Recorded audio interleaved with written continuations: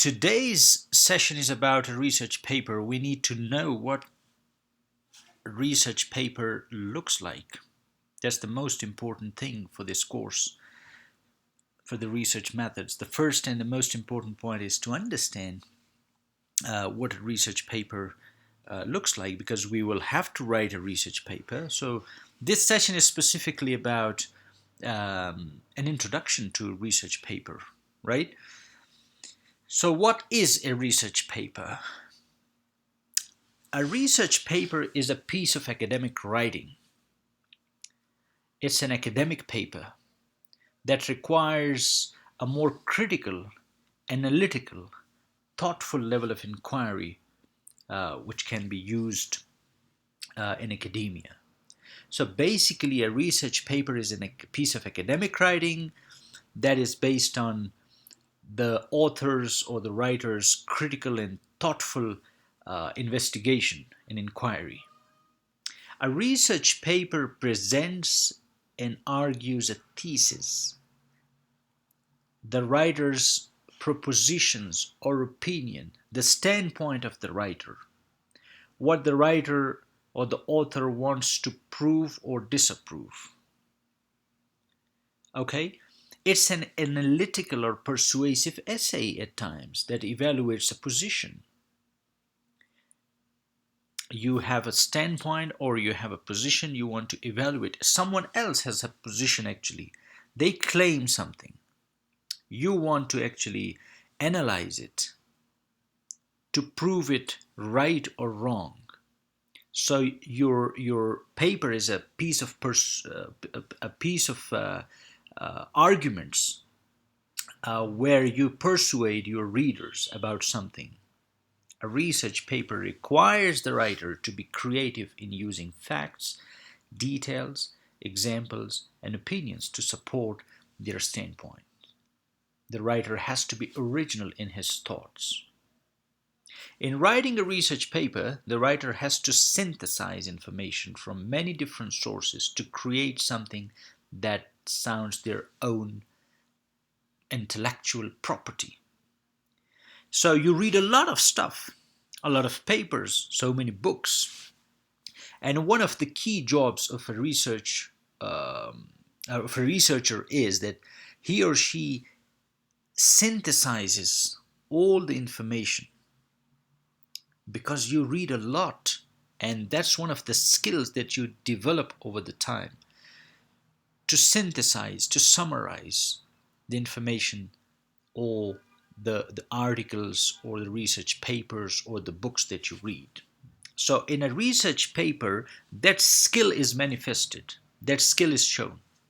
It is not just a collection of facts. The research paper is not a collection of facts on a particular topic or a summary of information or merely reporting what other peoples have said about one particular topic. It's not descriptive.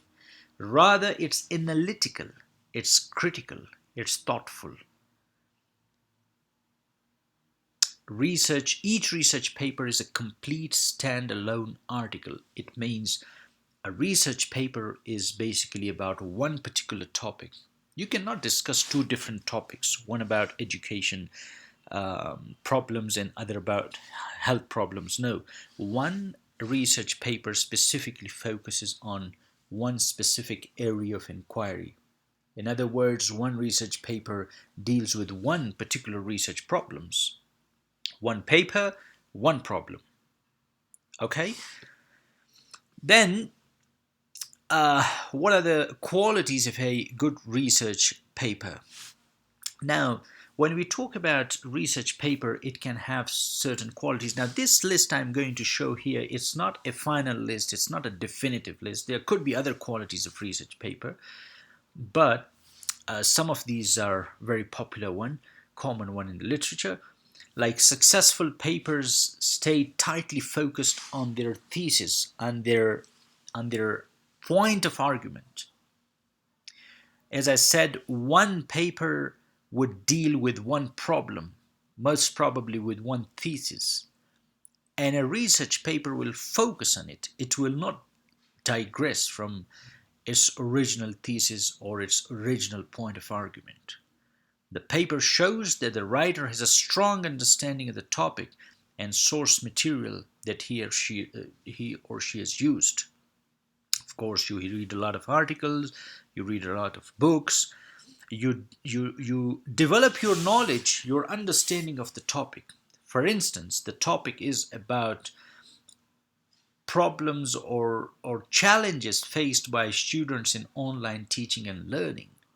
So the research paper will particularly deal with those challenges related to online teaching and learning. It will not talk about challenges in physical classrooms. It will specifically be focused on uh, online teaching and learning, right? A good research paper shows that the writer has read widely on the topic, including the works of recognized authorities in the field. Of course, in every field, in psychology, in education, in sociology, there are key authors, there are authorities, like when we talk about linguistics or psycholinguistics, um, we can think of number of different authors like Noam Chomsky. So if a paper is about psycholinguistics, for instance, Noam Chomsky would be mentioned there. It will show that the author has a strong command over the topic, right? The paper includes an acknowledgement of the opposition, but shows why the point being argued is more valid. Now, every topic that is discussed in the literature, in books, in articles, some people or some authors they talk in the favor of the topic, others go against it. As a researcher, in your research article, you mention both. But at the end, you give your own reasons why something is more valid than the other. So both the opinions are discussed in depth. Okay? So these are some of the good, some qualities of good research papers. There are more. For instance, a research paper will show a clear and logical organization of the different components of the paper. It will tell the reader that you have done the introduction, you have written the introduction to the paper, you have research questions, you have a section on the significance of the research topic, you have a section on literature review, methodology, data, findings. You know, everything is well organized in a crystal clear manner. Each point is supported by solid, persuasive facts and examples. A lot of examples you bring in. ABC said this, XYZ said this. You mention the name, the year of the publications. That shows that you have solid evidences to prove your point right or other people's right or wrong. The paper will show the originality of your work. It will not be something plagiarized. You cannot really plagiarize your paper by stealing the intellectual properties of other people. Okay, every outside source is clearly and carefully documented. The reference list will show that you have properly documented every source. We will talk about these things as the course moves on. All supporting material used in preparation of the paper can be verified. Whosoever reads your paper, the references used at the end of the book, at the end of the paper, they can be easily verified. The paper follows a specific format, including the use of correct documentation and a works-cited page. Some people call it reference page. It uses standard written English, formal English, not informal. This is the level of diction and usage expected of educated people in high schools, colleges, universities, and work settings. So in academic settings, we expect students and professionals to use academic English, standard written English. You can't use informal, non-standard English variety in research papers. All right, so that's about some of the qualities of a good research papers. When we talk about writing a research paper, it's important to think about the time management, to manage the time properly, because it takes a very long time to finish. You have to be careful about the deadline. For instance, you're given 3 months to complete a research paper, so you need to properly manage your time to think about the literature review. Literature review refers to the readings that you do for your paper, the articles that you read, the books, the pamphlets, the whatever that you read for the purpose of your research on a particular topic. So time is key. Very important that you consider the time constraints. You meet the deadlines. Okay, in the first 2 weeks, I'll go through the literature, I'll do the literature part. Then the next couple of weeks will be given to the methodology. And the next 2 to 3 weeks, I'll analyze the data, I'll collect the data first, then analyze. So these are very time consuming steps. A reason why it's important that you manage the time well. Okay, since you're working under a lot of pressure, and you have time constraints, it's important to know how to allocate your time from the very beginning of the research process. You have to realize how much time it takes to select a topic, to find relevant information, to read and understand material, to take notes, and to write successive drafts of paper, because first draft of the research paper is never the final draft.